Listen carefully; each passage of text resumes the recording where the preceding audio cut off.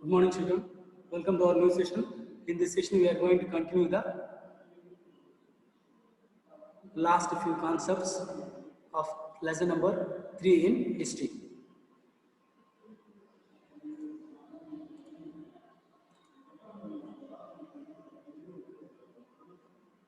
So, in the last session, we ended in birth of Israel, and we saw all these concepts: Holocaust and its fallout, Universal Declaration of Human Rights. These are all the three concepts we discussed in the last session.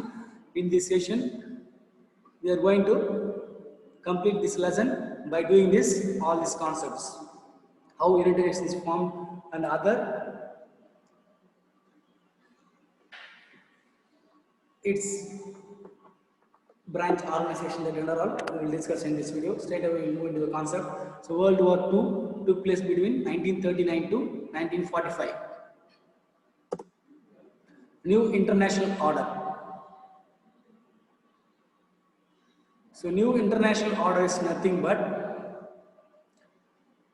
by 1941 USA, Britain, they decided to consider to the new need for the international cooperation for achieving lasting peace among all nations.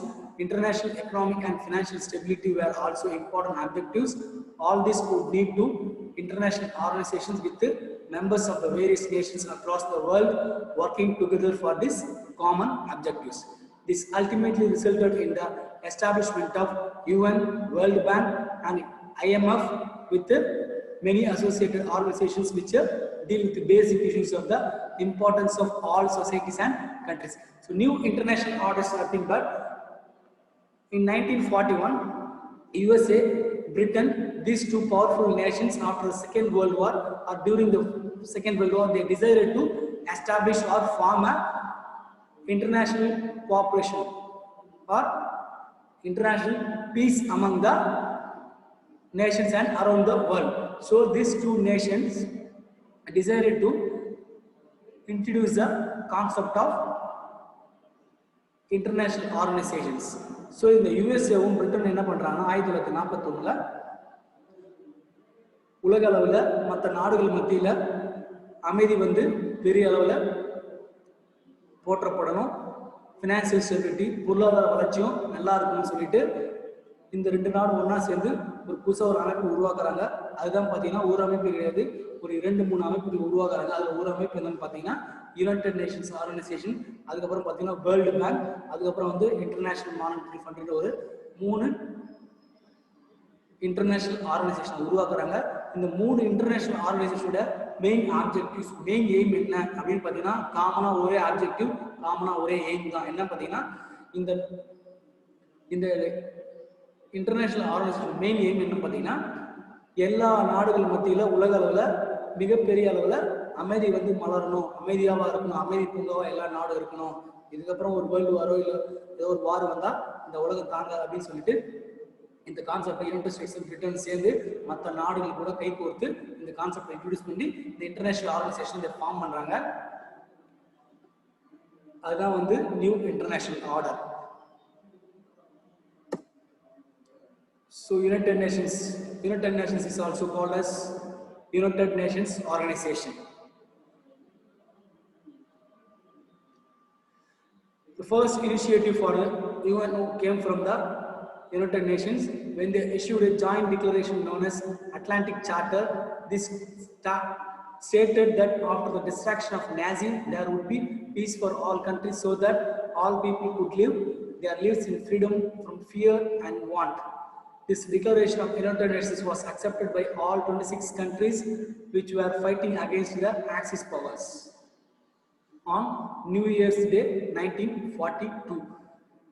So United Nations in ஒரு organisation, United Nations organisation ஒரு concept, ஒரு international ஆர்கனைசேஷனை 1941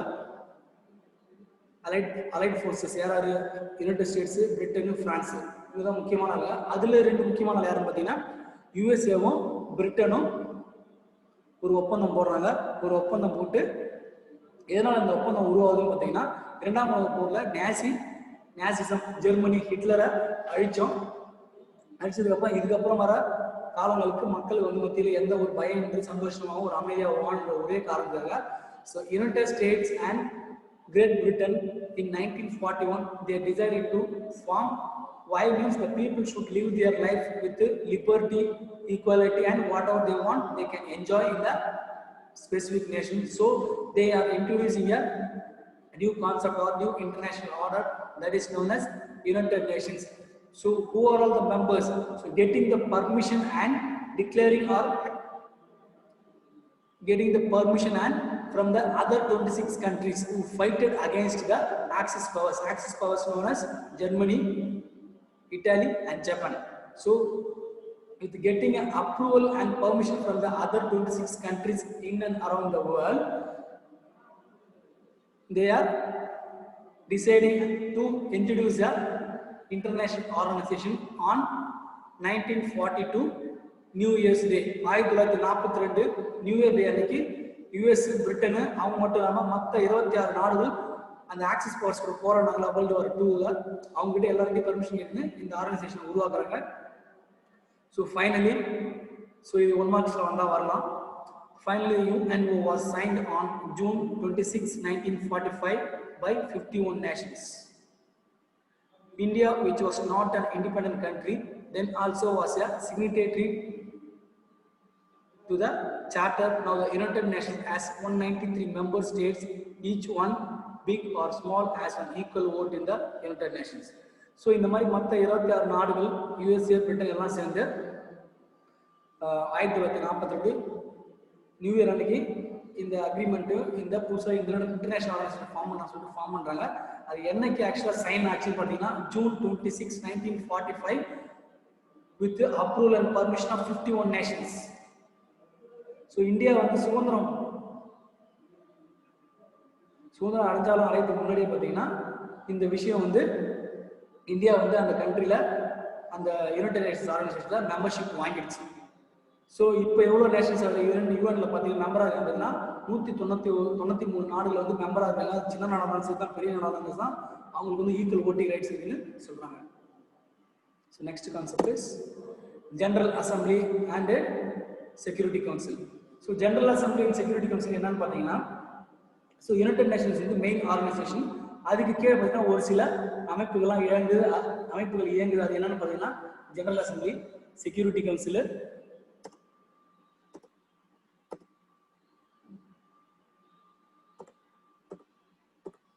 மெயினாக இந்த ரெண்டு branch கொடுத்துருக்காங்க. இந்த ரெண்டு தான் வந்து யுனைடெட் நேஷன்ஸ் உடைய heart and soul of United Nations சொல்லியிருக்காங்க. So United Nations functions almost like any government through its principal organs which are similar to the legislative, executive, judicial wings of a state. In the General Assembly is the body in which each member state is represented. It meets once in a year and issues of interest and points of conflict are discussed in the assembly. So General Assembly என்ன சொல்றாங்கன்னா, so நார்மலாக இப்போ day to லைஃப்ல ஒரு state government இல்லை central government எப்படி function ஆகுதோ அதே மாதிரி அவங்களும் அவங்களுடைய லெஜிஸ்லேட்டிவ், எக்ஸிக்யூட்டிவ், ஜுடிஷியல் விங்னு அவங்களுக்கும் வந்து பார்த்தீங்கன்னா லெஜிஸ்லேட்டிவ் விங் இருக்குது, எக்ஸிக்யூட்டிவ் விங் இருக்குது, ஜுடிஷியல் விங் இருக்குது. இந்த மூணுமே பார்த்தீங்கன்னா நார்மலாக எப்படி ஒரு கவர்மெண்ட் ஃபங்க்ஷன் ஆகுது அதை விட சிறப்பாகவே வந்து இந்த ஜெனரல் அசம்பிளி யுனைடெட் நேஷன்ஸ் ஆர்கனைசேஷனுடைய ஜெனரல் அசம்பிளின்ற ஒரு அமைப்பு வந்து சிறப்பாக செயல்படுது டே டு டே லைஃப்ல அப்படின்னு சொல்றாங்க. அது மட்டும் இல்லாமல் இந்த ஜெனரல் அசம்பிளி வந்து ஒரு வருஷமும் every year general assembly meeting வந்து இந்த ஜெனரல் அசம்பிளி மீட்டிங் கான்ஃபரன்ஸ் வந்து every year it will happen. In that meeting they will discuss about the common issues of the member nations of 193 member nations. இந்த 193 நாடுகளில் ஏதாவது issues, ஏதாவது பிரச்சனை, ஏதாவது வார், இந்த மாதிரி ப்ராப்ளம் இருக்காண்டு அந்த ஜெனரல் மீட்டிங்கில் டிஸ்கஸ் பண்ணுவாங்க. ஸோ அடுத்தது என்னன்னு பார்த்தீங்கன்னா செக்யூரிட்டி கவுன்சில். செக்யூரிட்டி கவுன்சில் என்ன பார்த்தீங்கன்னா security council as 15 members. So அந்த 193 நாடுல செக்யூரிட்டி கவுன்சில்ன்ற ஒரு யுஎன்னுடைய அடுத்த பிரான்ச்சில் பார்த்தீங்கன்னா வெறும் 15 நாட்டில் இருந்து மட்டும் மெம்பர்ஷிப் வாங்கி வச்சிருக்கோம் அந்த செக்யூரிட்டி கவுன்சிலுக்கு. அதுதான் வந்து ரொம்ப பவர்ஃபுல்லான ஒரு பிரான்ச் அந்த யுஎன்ல. ஸோ இந்த 15 member committee or security branch will discuss about the other functional activities and executional activities of the United Nations. மற்ற என்ன விஷயங்கள் செயல்படணும் அந்த யுனைடெட் நேஷன் ஆர்கனைசேஷன்ல ஏதாவது டெசிஷன் எடுக்கிறது யாராவது ஒரு அந்த யுனைடெட் நேஷனுடைய பிரசிடென்ட்டோ இல்லை ஜெனரல் செக்ரட்டரியோ வேற யாரோ அவங்க ஹையர் போஸ்ட்டுக்கு யாரோ நம்ம அப்பாயிண்ட் பண்ணணும் அப்படின்னா இந்த செக்யூரிட்டி கவுன்சில் இருக்க மெம்பர்ஸ் மட்டும் தான் என்ன பண்ணுவாங்க, ஓட்டு போட்டு அவங்கள சூஸ் பண்ணுவாங்க. ஸோ ஒரு சில இடங்கள்ல இந்த செக்யூரிட்டி கவுன்சில் மெம்பர்ஸ் இருக்காங்கல்ல, United States, Britain, France, Russia, China, இவங்கலாம் பார்த்தீங்கன்னா பர்மனன்ட் மெம்பர். இந்த செக்யூரிட்டி கவுன்சில் மொத்தம் 15 மெம்பர்ஸ் இருப்பாங்க.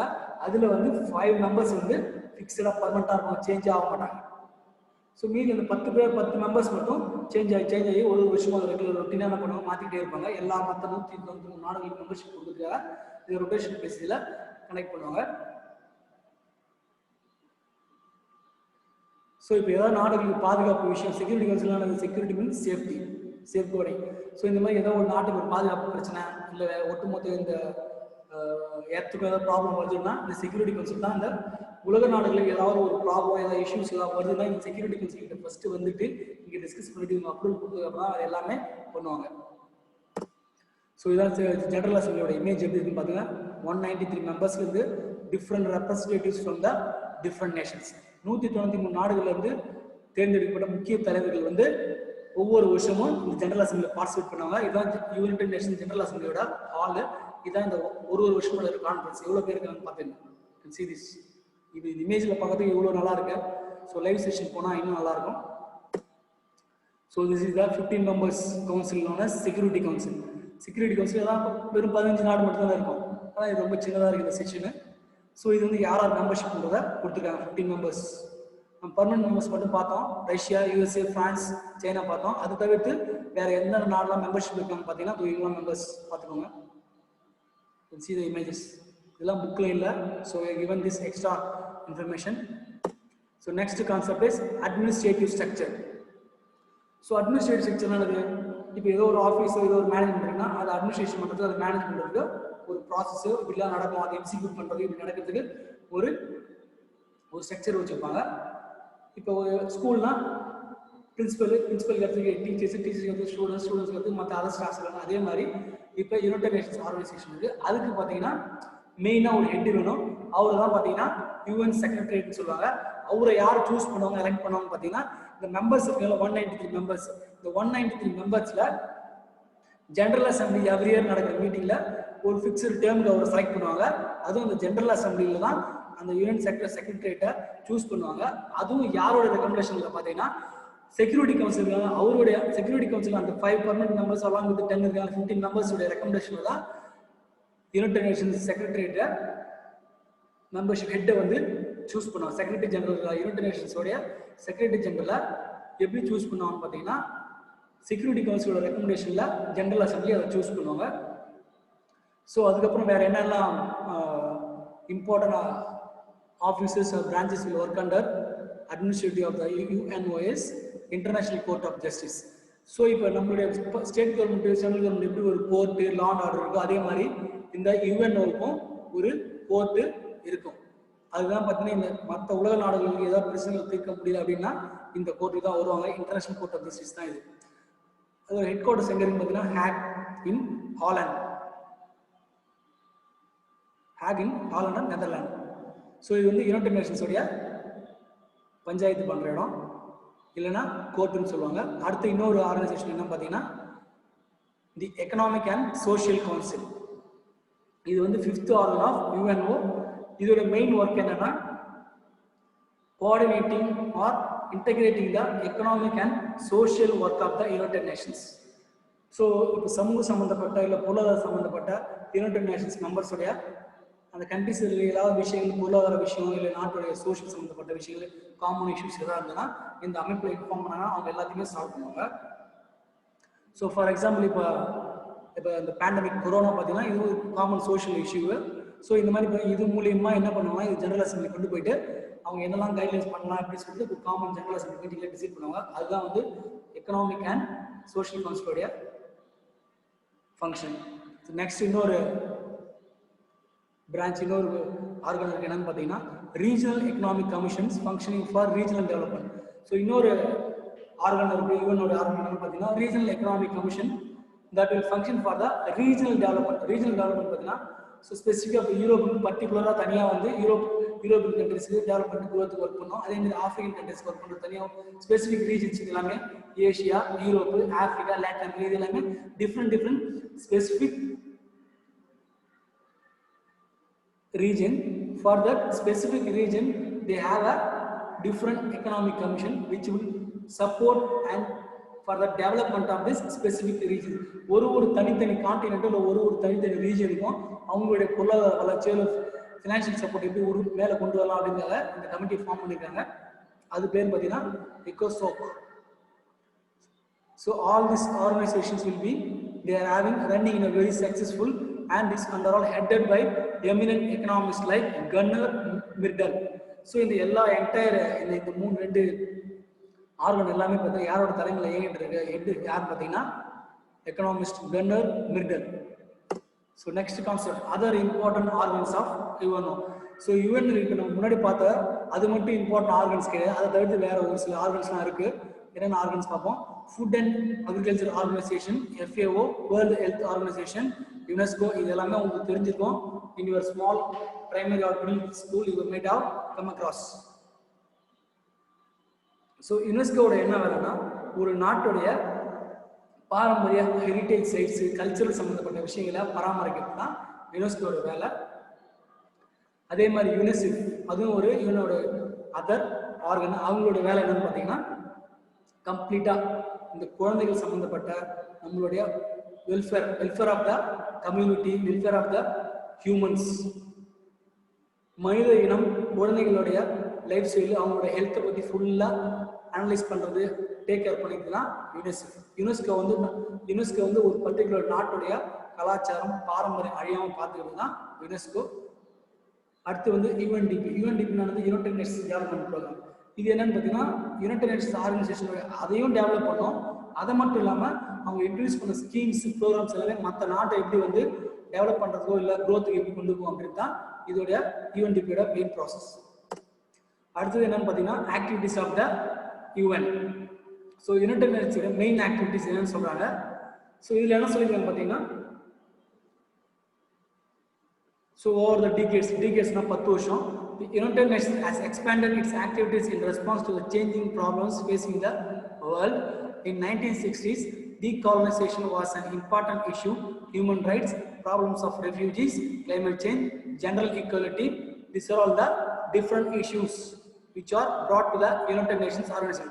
So 1960 அது மட்டும் இல்லாமல் அந்த 60 காலகட்டங்களில் மனிதர்களுக்கான சம உரிமை, அப்புறம் சில பேர் அந்த அடிமைப்படுத்துறது, அப்புறம் அந்த கிளைமேட் சேஞ்சு, நாடு வந்து குளோபல் வார்மிங், இந்த மாதிரி கான்செப்ட் எல்லாத்தையுமே யுனைடெட் நேஷன்ஸில் ஒரு ஜெனரல் அசம்பிளி இஷ்யூஸ் காமனாக வேர்ல்டு காமன் இஷ்யூஸ் எல்லாத்தையுமே டிஸ்கஸ் பண்ணுவாங்க. அதுதான் பார்த்தீங்கன்னா யுனைடெட் நேஷன்ஸுடைய இம்பார்ட்டன்ட் ஃபங்க்ஷன் அண்ட் ஆக்டிவிட்டீஸ்.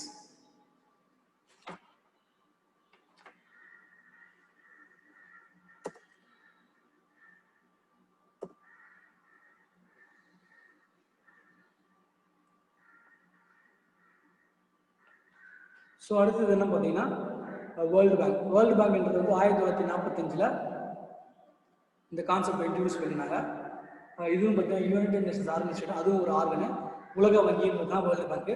சில நாடுகளுக்கு மெம்பர்ஷிப் நாடுகளுக்கு யுஎன்ஓவில் மெம்பர்ஸாக இருக்க கண்ட்ரிஸுக்கு பார்த்தீங்கன்னா அவங்களுக்கு வந்து ஏதாவது பணப்பற்றாக்குறை, சப்போஸ் ஏதாவது பணம் தேவை, இப்போ இன்ஃப்ளேஷனு, பண வர்த்தகம் அந்த மாதிரி சமயம் ஏதாவது தேவைன்னா அப்போ இந்த வேர்ல்டு பேங்க் தான் என்ன பண்ணோம், அவங்களுக்கு பணம் கொடுத்து உதவி செய்யணும். That is known as world bank.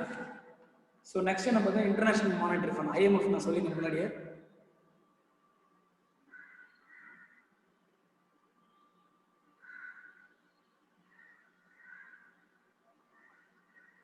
So international monetary ஃபண்டும் அதே மாதிரி தான். ஏதாவது பண பிரச்சனை அந்த யுஎனோட மெம்பர்ஸ்களுக்கு ஏதாவது பண பிரச்சனை அப்படி ஏதாவது ஏற்பட்டுச்சுன்னா அந்த சமயங்களில் இந்த இன்டர்நேஷனல் மானிட்டரி ஃபண்டு பண உதவி கொடுக்குறது, இல்லை நாடுகளை காப்பாற்றுறதோ அந்த மாதிரி சமயம் எல்லா விஷயங்களையும் பண்ணுறது தான் international monetary fund. With this we will end the session and end the third lesson of history and we will see the remaining things in the next videos. So இந்த வீடியோவோட ஹிஸ்ட்ரியில் தேர்ட் லெசன் முடியுது. இது வரைக்கும் என்னதான் நடத்திருக்கணும் எல்லா வீடியோஸையும் பாருங்கள். பார்த்துட்டு அந்த லெசன்ஸ் ஃபுல்லாக ரீட் பண்ணிவிட்டு ஃபீட்பேக்ஸ் ஃபுல்லாக நீங்களே 1 மார்க்ஸ் முடிஞ்சால் மார்க் பண்ணுங்க. அப்படி இல்லைன்னா நானே உங்களுக்கு போஸ்ட் பண்ணுறேன் கொஸ்டின் ஆன்சர்ஸ் எல்லாத்தையுமே லாஸ்ட் டைம் வந்து நானே பண்ணுறேன். ஸோ அது வரைக்கும் கம்ப்ளீட்டாக புக்ஸை ரீடிங் கொடுத்துட்டே இருக்கு.